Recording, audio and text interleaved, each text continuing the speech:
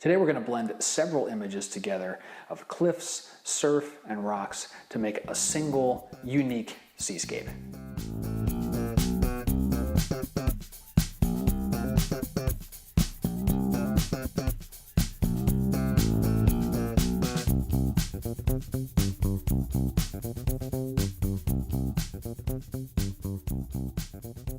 Hi everybody, I'm Scott Davenport, and thank you for joining me this week on In Post.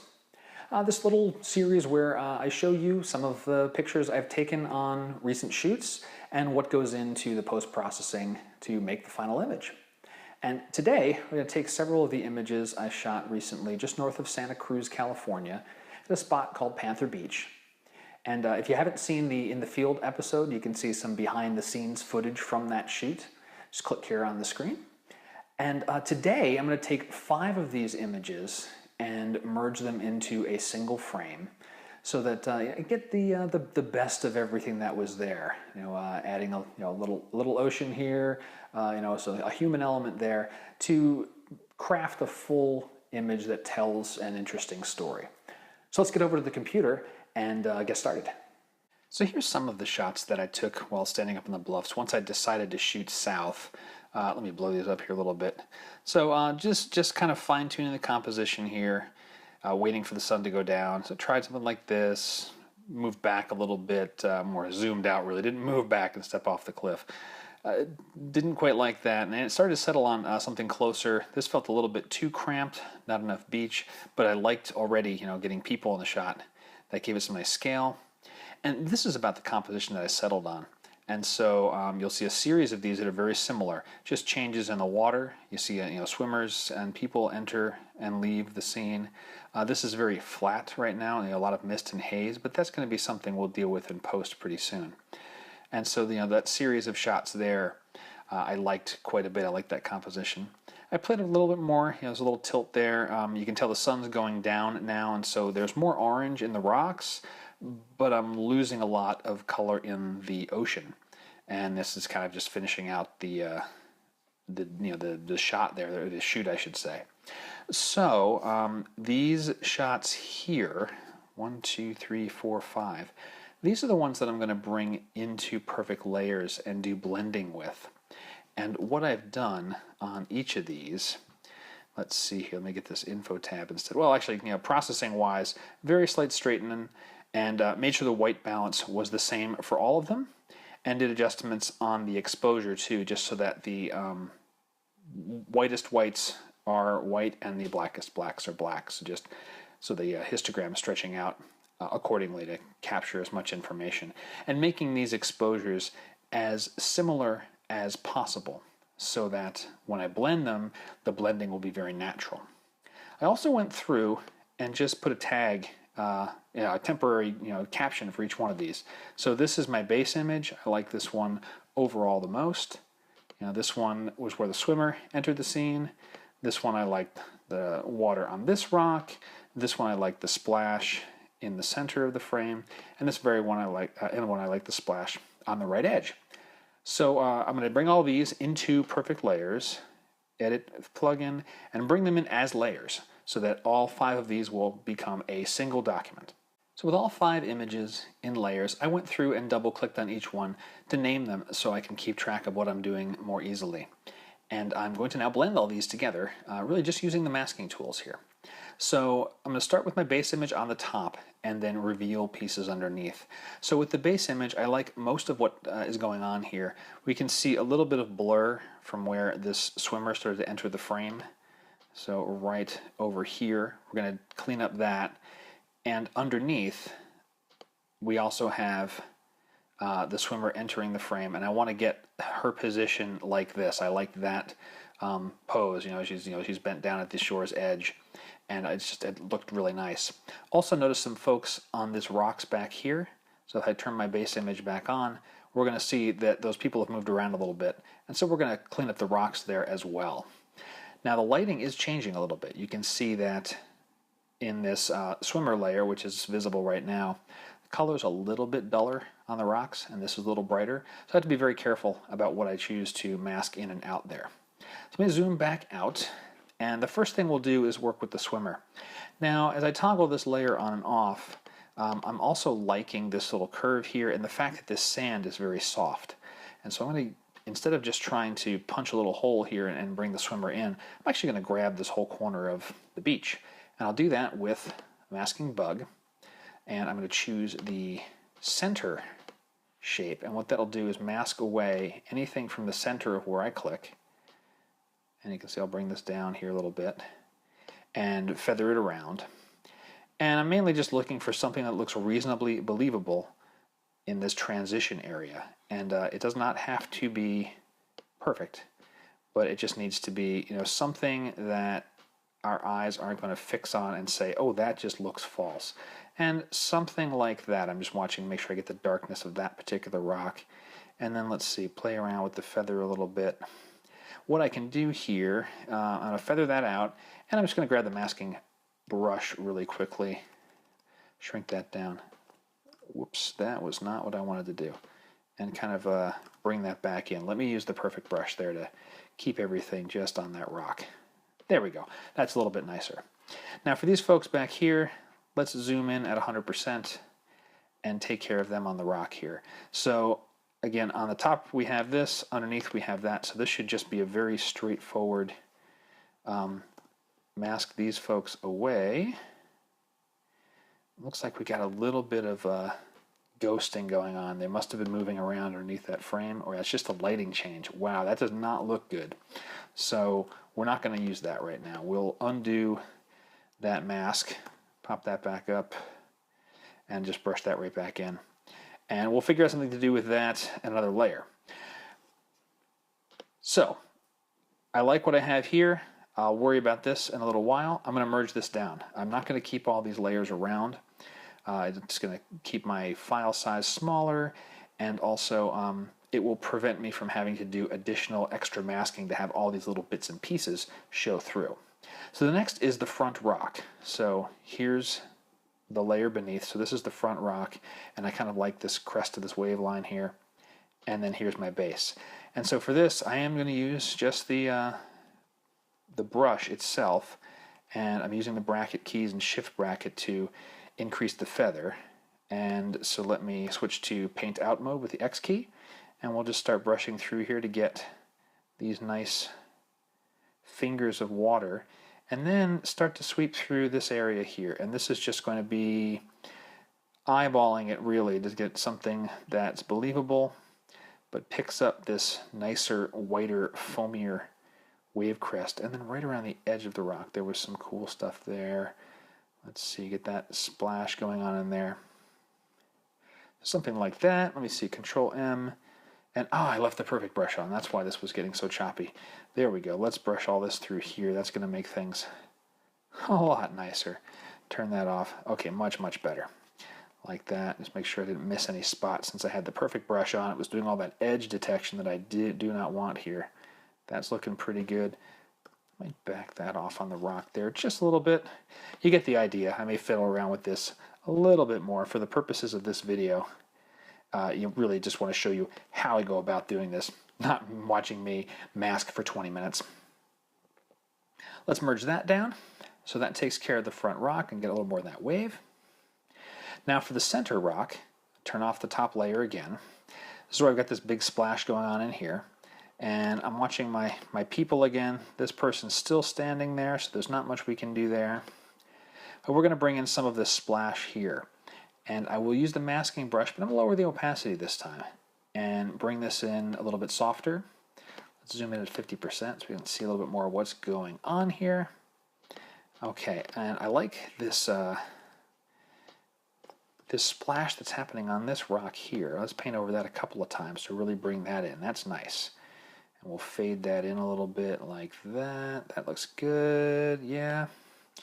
And now for the big area here, let me toggle it off and on again. So here's this area here. I don't want to get too much of this white foam and mist. That's just blocking out too much of the rocks. I like what's happening here. So just on the top part. So with this area here, just start to brush through and up into the places where it was splashing up. It was kind of splashing up in a V shape. Bring in some of that mist. X key, toggle that to back some of that off. And I'm being a little sloppy right now, so that again you get the idea of what's going on and don't have to endlessly watch me fine-tune this. But this is all I'm going to be doing. It's just brushing through all of this and doing it several times at a lower opacity so that it gets a nice blend. Watching this edge here too to make sure I don't do anything too drastic. I can bring the feather really far down, switch to paint back in to recover a little bit of what's underneath, and make that a little bit smoother transition. Might bring it back a little bit more. So something like that. And we said our person on the rock still hasn't moved, so that might end up being a clone job if the last layer doesn't have what we need. So that looks good for the center. I'll merge that down. And last but not least, let's take a look at the bottom. I'm watching the person here. No luck in terms of that, so we'll just worry about that in a little bit later. Let's focus on our right edge rock, and this should be pretty straightforward. I'm going to bring my opacity up again. We're going to mask away some of this area here. And I'm going to click a bunch of times to really bring the water in right on that edge. And then let's see, maybe lower that opacity a little bit more and brush through just at the base of the waves to smooth that in together. And it looks pretty good. All right, I'm going to merge that down. So the next step is going to be doing a little bit of touch-up and cleanup. We're going to take care of this person here. We're going to take care of the sand and the beach. Okay, now for the little bit of retouch work here. So you can see I've already finished off the image, and I did refine my masking a little bit more. But this is the base image that we just built. And the next things I did was first take care of this person on the rock and then these footprints on the beach. Let's deal with the person first on the rocks. We'll zoom over. And really what I did here was just use the clone stamp tool.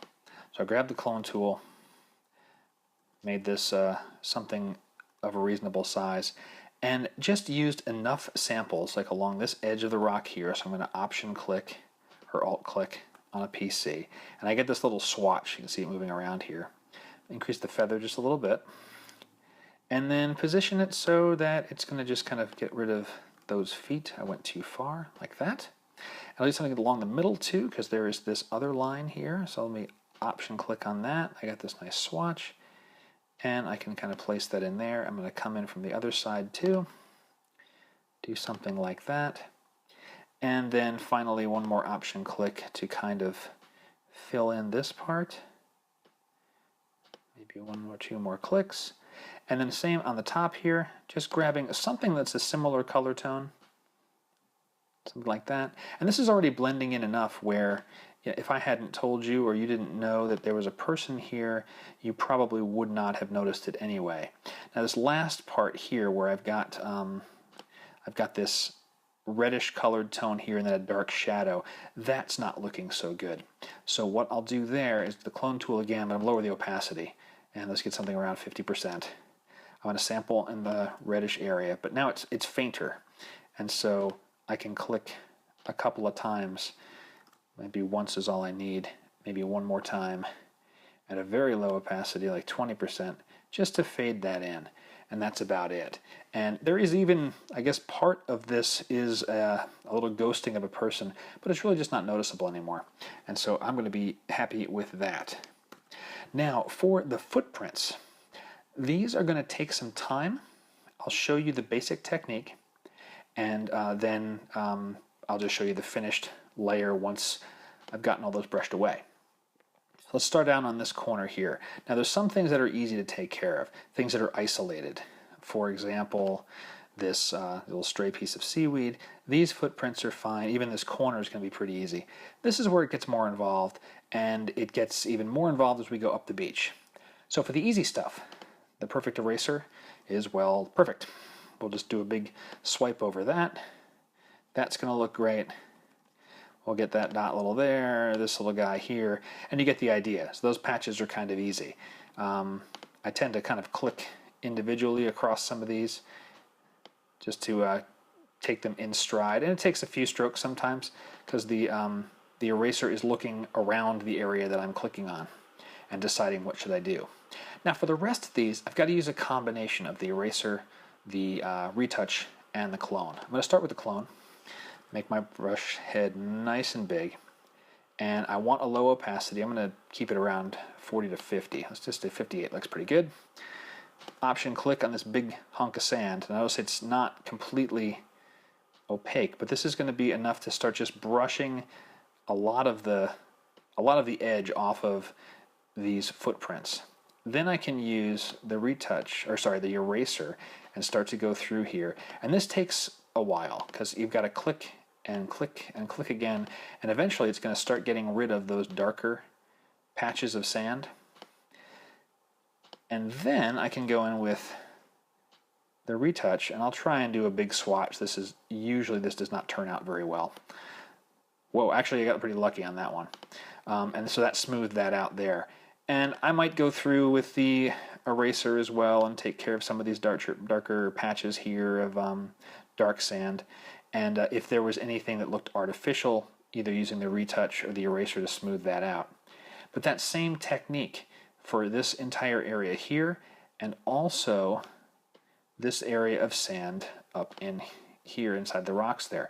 It's important to pay attention to all the spots where there's foot traffic, because I want this to look like a very isolated beach and this one lone swimmer that's just here, admiring the seashore. So when all of that was done, and you're going to see a little bit of changes in my mask too, since I've done some earlier processing on this one, I had this. So I've got this nice smooth sand. This is smoothed out here. We've got the single swimmer, and then some nice blending of images to get a little more dynamic action happening in all the waves. Now with that, we'll bring it into effects, and I'll show you the few things I did to finish this off. Right here we are in effects, and so let's start with some stylization. I'm going to do Command 1 or Control 1 to get rid of the navigator there, so we have a little more space to work with. And there's not a lot happening here. These are pretty basic. A little bit of masking for dynamic contrast, but we'll get to that in just a minute. So the first thing I did was the tone enhancer, and I started off with just the automatic setting, and that did a really good job. I played a little bit with the shadows and the contrast, just fine-tuning it so I didn't make anything too dark. And I also manipulated the tone curve just to bring up the shadows a little bit. These areas of the rocks that were not facing into the sun were getting very dark, at least darker than I liked with the flat curve. So I opened up those shadows just a little bit. Next is dynamic contrast, and this is really for the rocks. Okay, rocks, and I should say the rocks and the edges of the surf. So you can see before and after, the rocks crispen up, these fingers of water, this nice, ebbing of the tide going away. All of that gets some detail and some punch.